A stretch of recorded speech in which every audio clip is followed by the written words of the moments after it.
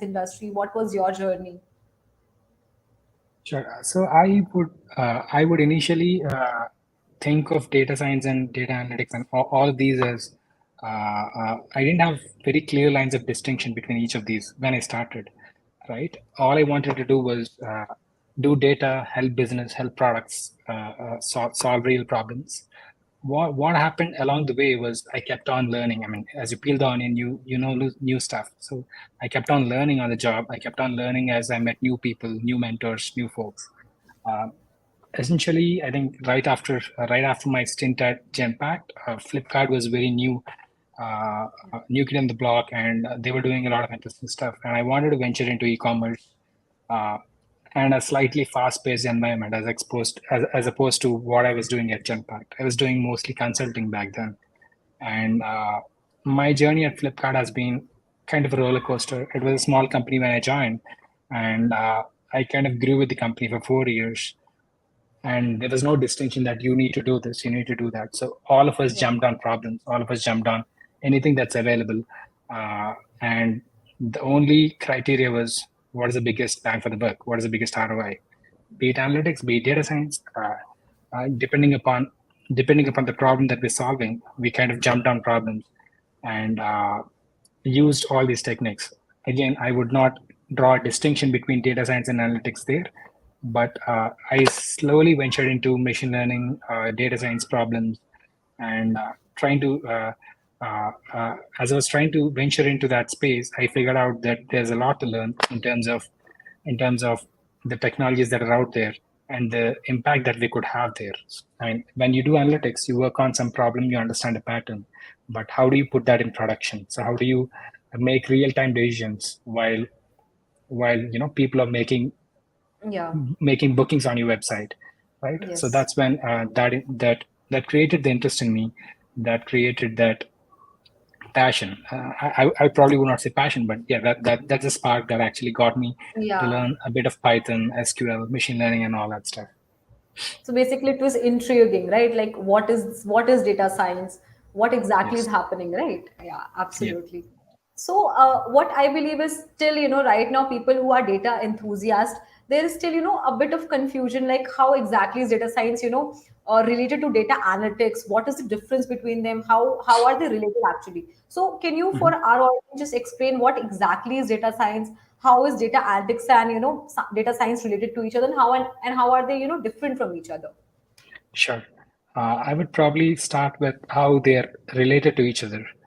Whenever you're solving a problem using data, be it a model or uh, be it a analytics solution that you're trying to build, you need to understand the data first. And there are typically three or four phases in analytics. One, you describe the problem. That's called descriptive. The second one is you get curious about it. That's called inquisitive analytics. The next part is where you try to predict stuff. You've seen the past, you'd want to present the future, predict the future. So that's the predictive part. And the fourth piece is where we try to prescribe solutions. We try to tell the business, do this, do that, based on whatever we learned in the first few phases. So descriptive and inquisitive, the first two parts are generally handled by business analysts, data analysts. The last two parts, predictive and prescriptive, where you prescribe solutions, where you make recommendations. So that's generally driven by data scientists. Uh, and there's a very thin line there. I know a lot of data analysts who transition to data scientists and Yeah. vice versa too. And a lot of data scientists need to do a lot of EDA. When I say EDA, it's exploratory data analytics. So it's kind Okay. of a very thin line. But if you would want to specialize in something, you'd need to do a bit of everything, but specialize in that Yeah. part. Great. Thank you so much for this particular insight. I suppose everybody in the audience would now be having at least a clear understanding how are they related, what is the difference and everything, right? So anybody who's having any sort of questions, doubts, you can just put it in the comment section. We'll be addressing all of the questions by the end of this live. So Srinivas, moving to the next question. So now that you are a senior manager at Microsoft, can you tell us about how was your interview process? Like, how was the experience of it? How many rounds were there? And what were the things that the interviewers were looking for? So people can have an understanding that if we want to land in Microsoft, what all things that the employers will be expecting of us. Sure. So I've been on both sides of the panel, right? I've interviewed myself. I've given and Yeah. taken interviews uh, Oh, at a couple of places: Flipkart, Grab, okay. AirAsia, and Microsoft.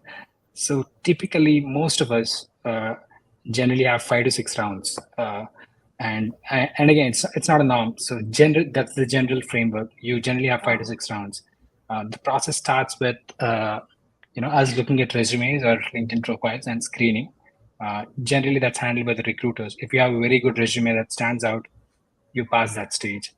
Uh, and the real fun is after that. So that's when you probably have a recruiter call where they'll call you and ask you, what are your passions? Why do you want to join Microsoft or Flipkart or whatever company that is, right?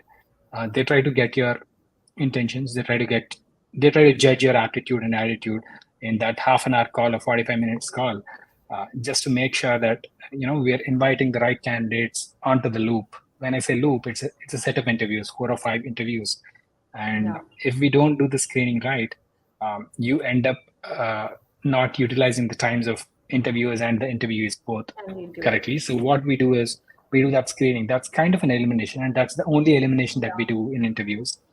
And once candidates are through to the loop, there'll be typically 4 or 5 rounds. And I can't tell you the exact specifics, but most of them will be focusing on your problem solving skills. Uh, Hmm. at least one or two technical rounds.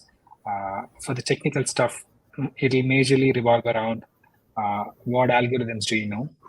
What kind of analytics have you done in the past? What kind of data science projects have you done in the past? Uh, uh, Yeah. try to go a little deeper into your prior experiences, and uh, I won't say grill, but try to understand that a little more. That's the technical part of it. There'll be behavioral stuff on uh, how you handle situations in terms of difficult stakeholders, in terms of your team members, just so that there's no mismatch. uh, Hmm. Most of these rounds are very, very friendly, and it's always an interactive session. You ask questions, they ask questions. At the end of the day, both of us learn something out of the take something out of the interview process. And uh, yeah, that's about the structure. There'll be different names to the interviews, but I think these are the Yeah. ones. Uh, your problem solving, your technical skills, and maybe if the role is critical, they'll try to test your understanding of the business or understanding of the product. We call it business sense or product sense. Depends upon the role that you're interviewing for. Okay, thank you. So basically, it's not as scary as it seems, right? If you No, have no, the right it's skills and qualifications, you would crack the job, right? yeah. So it So won't be stressful at all. It'll be very yeah, friendly. It's a very good conversation to have. great. I suppose we just busted a myth around, getting a job at Microsoft that, okay, it's going to be very stressful and it's going to be very nervous for us. So now that we talk about, skills and qualifications, so since you're already working over there, what specific skills and qualifications do, the employers look for while hiring data scientists? And for someone who's just starting in the data science industry, what all skills should definitely be on their resume? Uh, Not many, but a couple of very basic ones are how you can play around with data and with the tools that you have. It can be SQL, Yeah, and a uh, couple of projects under your belt. If you worked on anything, that will definitely help. If you don't have anything, and if you're a fresher, you can probably uh, go to any of these sites. I mean, things like Kaggle.com, where you can play around with data sets, build something, build a GitHub portfolio, and uh, have some kind of practical work experience under your belt before you do that. There are a lot of stuff around Python and machine learning algorithms. yeah, That's the one that gets tested at the interview phase. But once you do these practical exercise on Kaggle or any other platform, uh, that'll give you the exposure to actually work on these set of problems with the tools at hand. I probably would focus a lot more on how people are solving the problems instead of the tools that they're using. It can be Python or R. It can be SQL or some other tool. It can be Tableau or Power BI. Tool doesn't matter as much as the aptitude or the approach that the yeah. problem is being solved for. Great. So even if it's a fresher or it's a experienced person, having knowledge of tools or the products are very much important in the data science industry, right?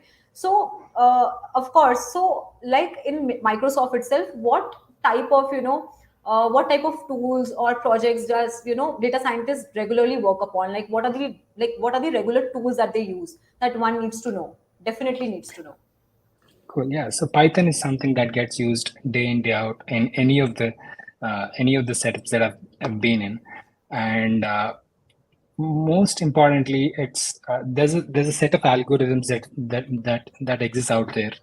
Uh, things I can't tell you the names of the packages, but there's a hundreds of them, thousands of them. Probably Yeah. you could go explore what they are. Simple things like pandas, scikit-learn. I mean, if you're if you're interested about machine learning, there's a ton of stuff out there that you could explore on the kind of problems that we solve in any of the companies. I won't specifically talk about the one that I'm doing right now, but uh, for the sake of simplicity, all of us are trying to solve two problems. One, we're trying to classify things into different categories. For example, you're a loan disbursement company. You would want to know if someone would repay your loan or not, right? Yeah. If you're Yeah. same with the credit card company or same with an insurance company, whenever you're giving out insurances, you would want to know what's the probability of that person claiming that insurance. Ideally, as a business, you would want to give it out to all the healthy individuals, right? So Yeah. that's something that you're trying to categorize. Yes, no, right? Yeah. The second piece is basically uh, most of us would try to predict how much. Basically, we call it regression in terms of data science. But you would want to know how much loan you can give to a particular person, or how much price you can pay for a car, stuff like that. So most of the data science problems would fit into one of these buckets: classification or uh, regression, right? And Yeah. the problems are very uh, they might be very simple in terms of if you look retrospectively, they might look very simple, but most of the time gets spent in understanding what the problem is, formulating what affects the outcome, and analyzing the patterns and cleaning up the data so no one talks about it. So if you're in a data science industry, most of us maybe I know at Yeah. least 80-90% of my friends spend at least 70% of their time trying to prepare the data. So running the Okay. model, giving out the predictions is a very small part of it. Again, explaining that to stakeholders, explaining and getting their buy-in. For example, you're making a prediction and you're telling a country head to make a decision. You would want to back it up with numbers. You would want to back it up with all the truth and the facts that you have. So stakeholder management is one key area that you need to. I mean, you'll pick it up on the job, but that's something that's very important. Absolutely. So it was like a lot of insights just in a minute. Okay. So what I understand is data science or data analytics is not something that if I have known it right now, that is going to be the same in the next 2 years or 3 years, right? So I Yes. suppose it's a everyday learning process. It's a everyday staying up to the date process, right? So can you tell everybody, even me, that how important is it in the area of data science and analytics to keep learning and improving your skills every day?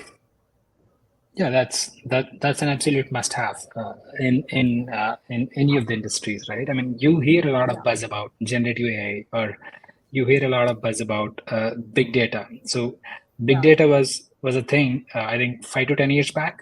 Prior to that, it was relation database and all that stuff. But big data was very hot 5 to 10 years back. Now I think it's generative AI and NLP is natural language processing, where machines try to understand the text that we have and try to basically construct sentences, try to answer stuff for us. Chat GPT is one advance. So what happens is these things keep on maturing, these things keep on evolving, and as an analyst or as a data scientist, you need to upskill yourself, basically add things to your toolbox, because what you've learned today might not be very relevant in next 2 years, or as early as next 6 months. So it's very important to do that. And honestly, most of the stuff is available online for free. You don't need to go to a college to do any of this.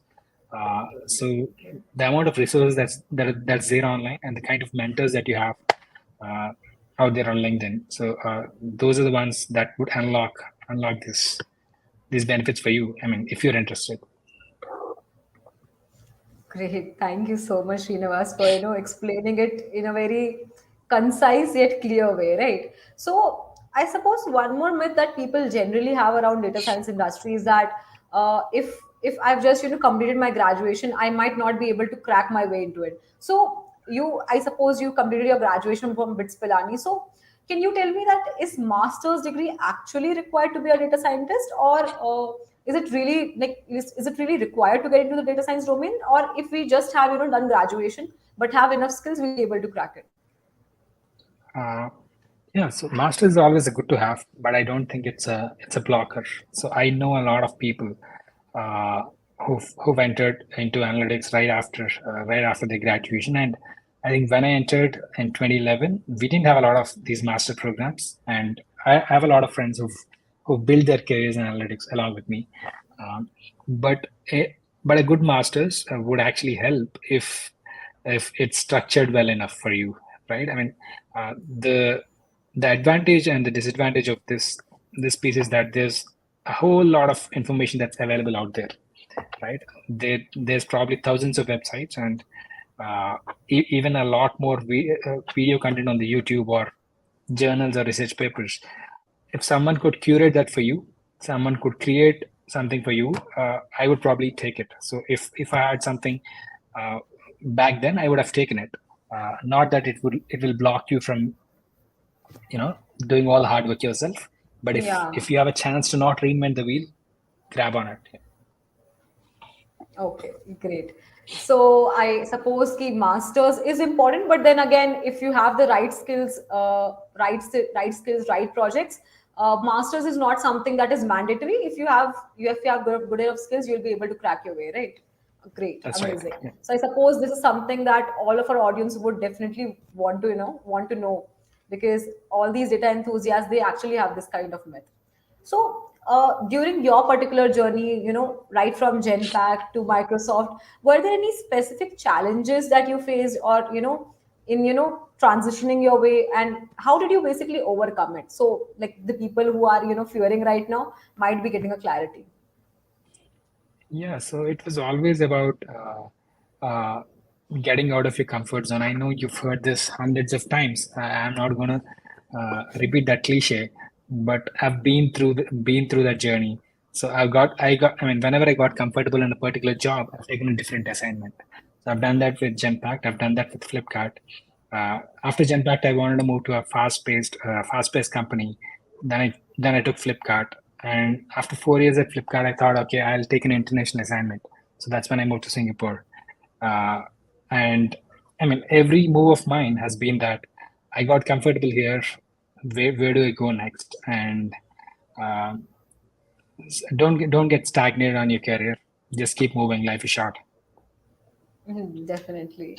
So, not just for the people who are in the comment section, I think this is something that was very inspiring for me as well in my particular journey. So, this is something that everybody should have in mind. So, now that there are so many sources of info about data science industry, either on Google or YouTube. So, when you started in your initial time, I suppose back in 2011, right? So, did you have any particular mentors or important people in your work life who helped you, who helped you like pave your way, or gave you ideas?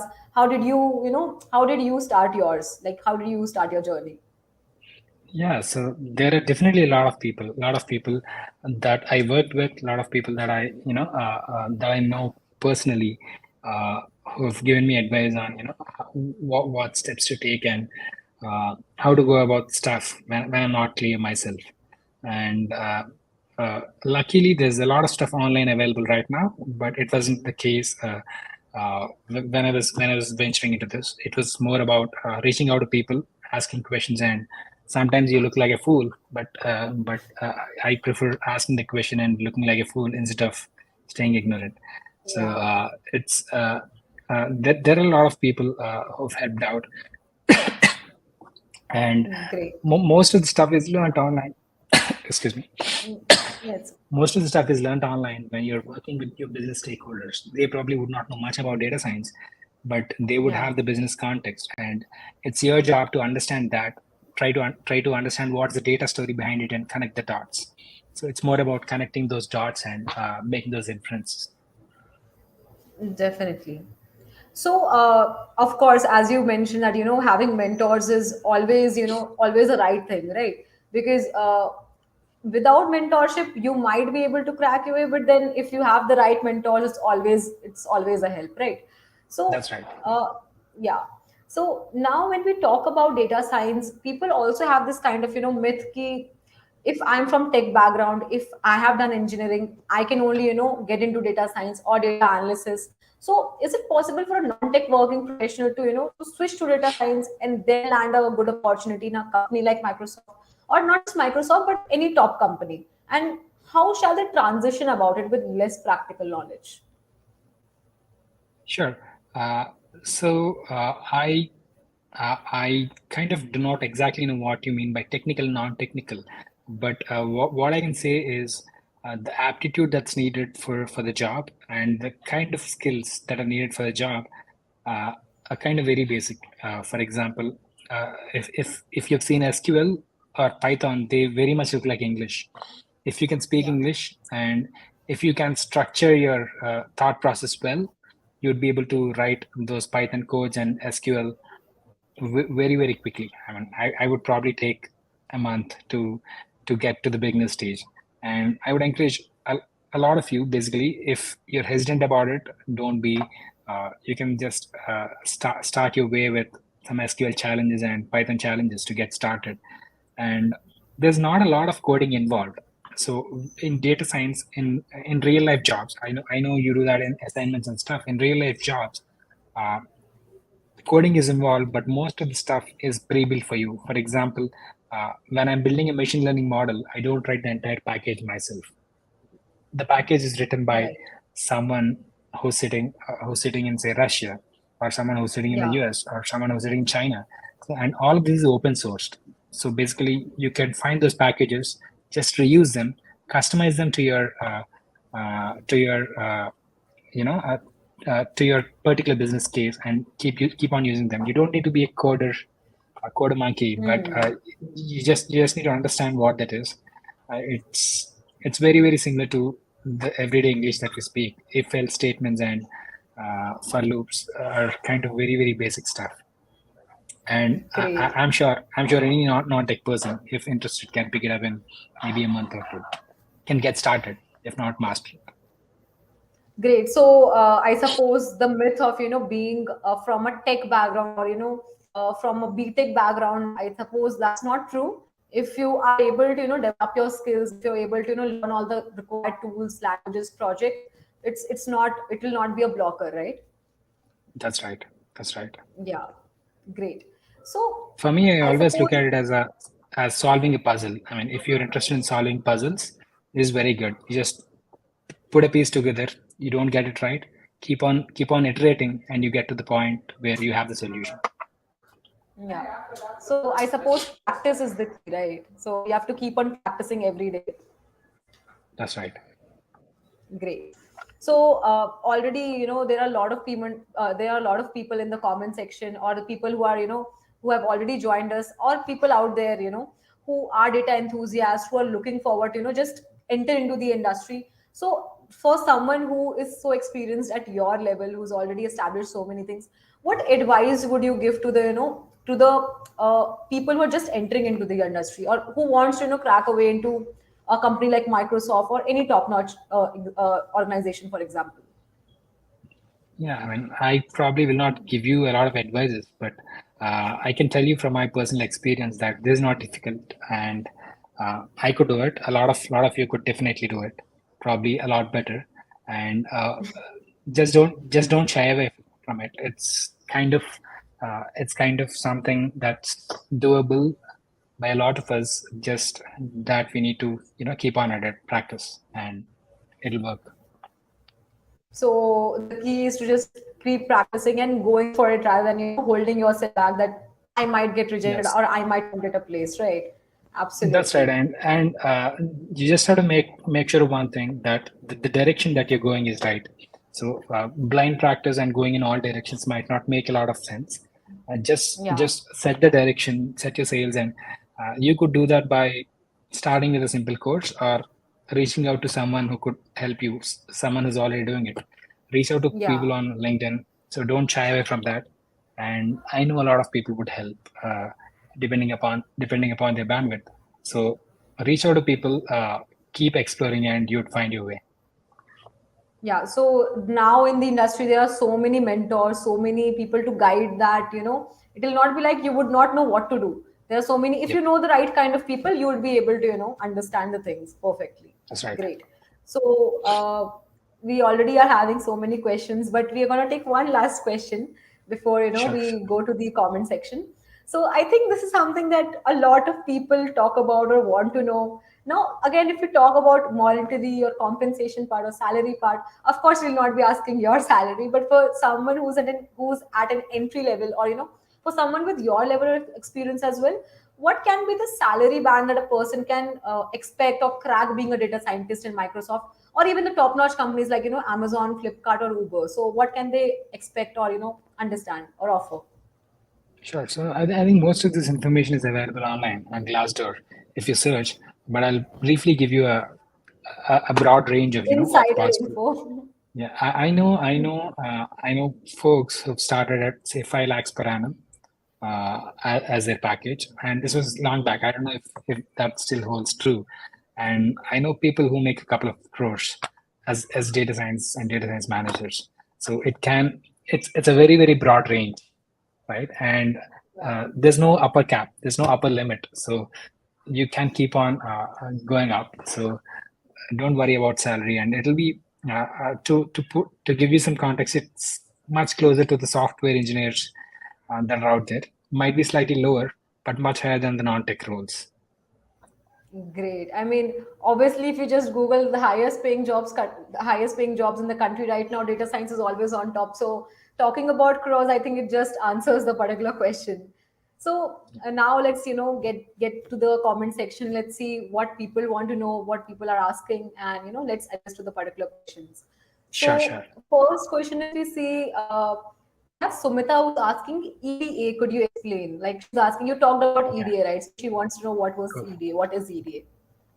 Sure. EDA is basically exploratory data analysis, right? It's where you don't know what the problem is. You look at the data to find patterns. For example, during COVID, if you've noticed, we've been seeing a lot of COVID cases in every city of the day, and we did not know when the trend was stopping. So the curve is always rising. So what a data scientist would do is basically look at the data, analyze the infection rates, analyze the number of cases, number of hospitalizations, deaths, and try to explore the data and analyze the data. So that's exploratory data analysis for you. And the end objective is basically is to understand the patterns and relationships between each of those events.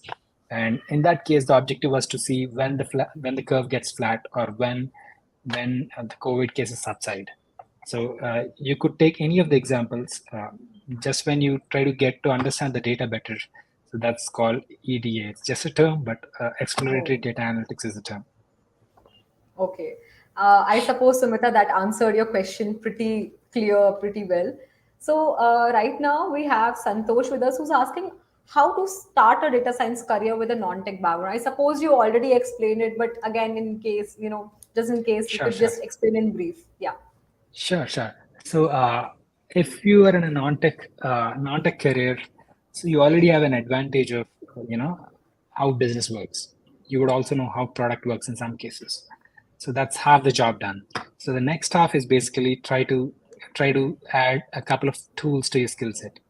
Tools like SQL, Python, Tableau. So these are the ones that help you talk to the data, right? So how do you work with data? How do you manipulate data? How do you build those build those models and stuff, right? So once you have these tools, once you have the business context, all you need to do is look for problems and try to solve them. You'll get a lot of them wrong. You'll get a lot of incorrect results, but eventually, as you iterate. That's how machines learn, right? Eventually, when you iterate, you get to the right point and you get your solution, and you will start a career in data science with some company. Just keep trying. Thank you so much. Again, now we have Bishal who's asking, is coding required? I suppose you told about that also, but Yeah. So again, I please mean, explain. I won't lie. I won't tell you that coding is not required, but that's not a very big part of the job. So if you're trying to get into data science, coding is needed, but that's only a small part of it. There's a whole lot of things around business context. There's a whole lot of things around problem solving, aptitude, and uh, the approach, how you structure the problem. So all these form a major chunk. Coding basically uh, is getting less and less relevant with the advances that we're seeing in, say, Chat GPT. For example, you would go to Chat GPT and ask it to basically give you a simple basic code for random forest regression or any of the machine learning models. It'll give you something. You can play around with it and figure out. Okay, so unlike software development, minimal to less coding is a part of data That's science, right. right? That's right. Yeah. So we have Mukesh who's asking, what is the data analysis? Like, again, the difference, right? How is it different from data science? So what is data analysis? Sure, sure. So, I mean, most of us do data analysis. We just don't call it that. If you're looking at your credit card bill every month, and trying to understand where have I spent a lot of money, or could I reduce my spends, or should I maximize my reward points? All this is data analytics. You are looking at data, trying to make informed decisions, and and most of us do it. Our moms do it at home when they look at the grocery bill. So all of us do it. It's just that how do you summarize data? How do you draw insights from it to make informed decisions? I mean that's the uh, that's the way I can put it. Great. So we have one more question. If you could let us know the emerging trends or advancements in the field of data science. Yeah, so emerging trends, the hottest part of data science has been the advances in natural language processing. So basically, you have a lot of text on the internet. So how do you make sense of it? For example, there are medical journals with thousands of pages. How can machines make sense of it? So that's called natural language processing, and that has been seeing a lot of advancements in the latest times. Chat GPT, if you've heard of it, basically can summarize the entire internet for you and give you recommendations. So that's one area. The second piece is basically stuff around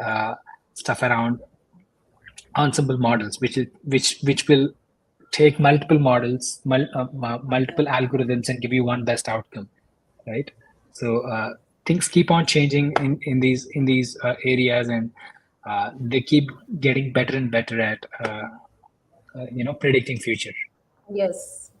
I suppose with it's already advanced to the level like even in IPL, Google Maps, Netflix. Yes, So everywhere data science is something that we can just find in our daily activities, day to day yes, working, right? yes. Absolutely great.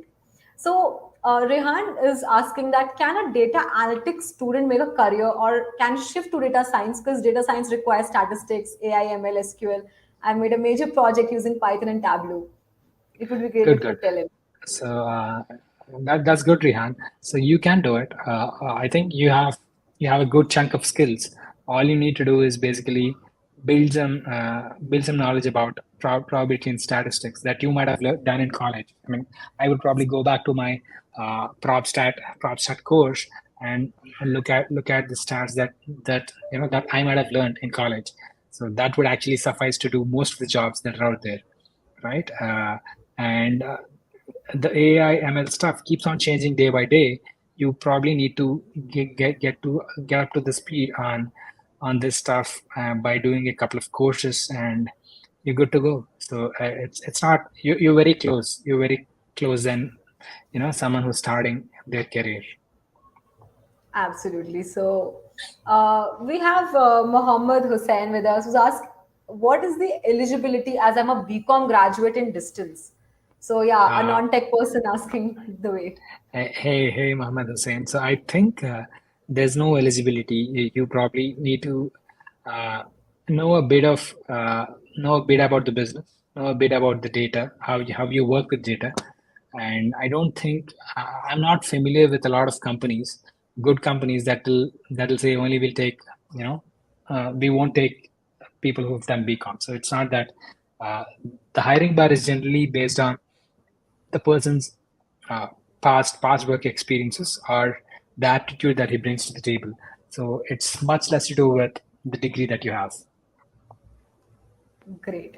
I suppose, Hussein, you got your answer, so it's not as difficult as it might seem to you. It's really easy if you get the required skills and projects. So Anushri is asking, does AI replace data scientists or analytics? Like she's asking, like with the coming AI revolution, is data Got it. scientists or analytics gonna get out of the jobs? Got it. So what happens is it'll definitely make things easier for you. So from whatever we've seen in the last couple of months, uh, things get very easier for data analysts and data scientists with the advance in AI. But I still think a human intervention is needed, and it's not going to replace you. It's going to make you more powerful.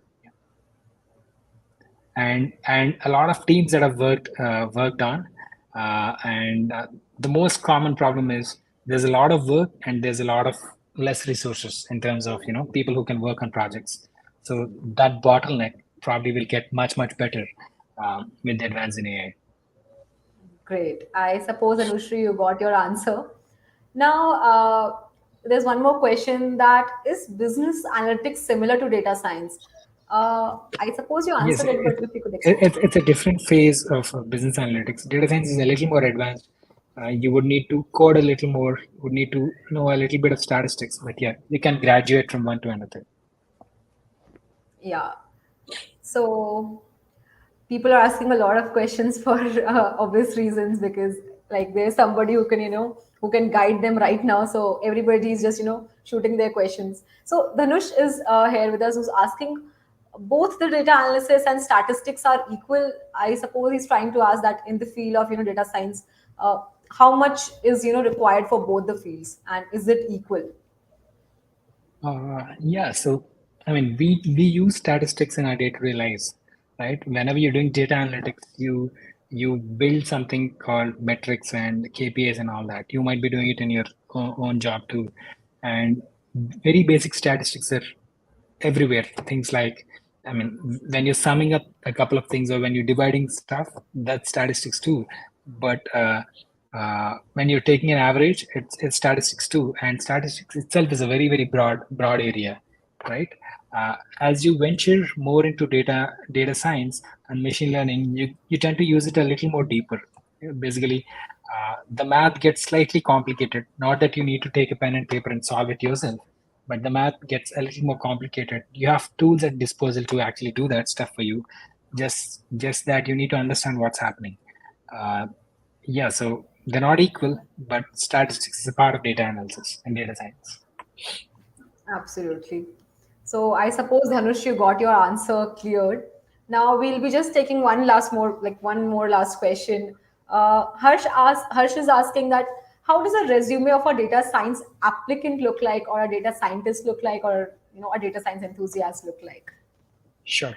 Uh, I probably can give you an answer. I mean, when I'm screening for resumes, I would look at a couple of things, right?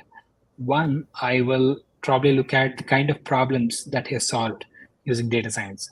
So, uh, is there depth in terms of the techniques that he used, algorithms that he or she used to solve a particular problem? So the second most important part, and probably this is more important than the first one, is what impact did that project have on a particular business or a product that he's working on, he or she is working on, right? And Yeah. two or three problems of such scope where someone has worked end to end, worked with stakeholders and driven business outcomes is what makes a very good data science resume. Generally, there's a whole bunch of stuff on the resume, 3 pages, 4 pages sometimes, but only one or two projects stand out. Make sure that you have those one or two projects that can get you uh, the calls and that can get you to the loop stage. Okay. So I suppose for everybody who's in the who's in the live or who might be going to watch it later on, I suppose they already got a very clear understanding that what do they have to do to get into data science, or what is the roadmap basically, and how can they transition about it. We're gonna just take one last more question that is there. Uh, I'll just tell it. So, being in a non-tech background, what measures should we take for a head start in the field? I suppose you already answered that question. So, basically, what they're trying to ask is how to start, right? So, if you could just explain this one last time to them. Yeah, so if you're in any of the startups or if you're working in any of the companies, I would probably go and reach out to a respective team that works on data science and data analytics problems and try to partner with them if you're already working, right?